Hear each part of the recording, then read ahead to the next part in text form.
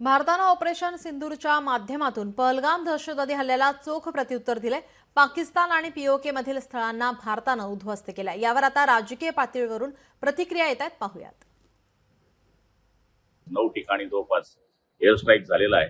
जनतेला जे अपेक्षित होतं की मागच्या काळामध्ये पाकिस्तानने सुद्धा मागच्या काळामध्ये अशाच पद्धतीचा हल्ला केला, त्या सुद्धा एअर स्ट्राईक केलं होतं आणि यावेळेस तर 26 जीव गेल्यामुळे सगळ्या जनतेची हीच भावना होती की यांना धडा शिकवला पाहिजे।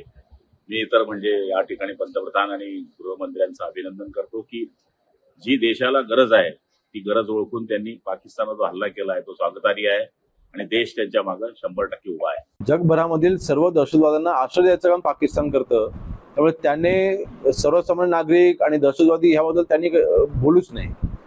किंबहुना आज जे काही ऑपरेशन सिंदूर झालेलं आहे, मी आपल्या देशाचे पंतप्रधान माननीय नरेंद्र मोदी साहेबांचं पुन्हा एकदा अभिनंदन करतो की त्यांनी इंडियन आर्मीला सूट दिली। मगाशी देखील म्हटलं की वाघाने फक्त पंजा उगारलेला, अजून जबडा उघडायचा आहे। आणि म्हणून मला वाटतं आज माझी मनातली इच्छा तरी अशीच आहे की आपण पीओके आता ताब्यात घेतलं पाहिजे।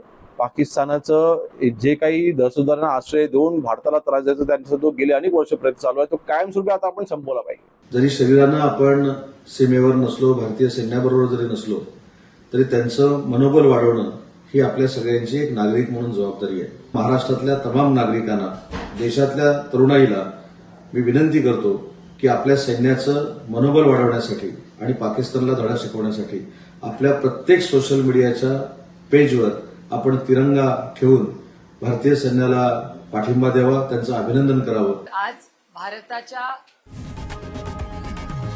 लोकशाही मराठी ऐका, पहा, जागरूक रहा।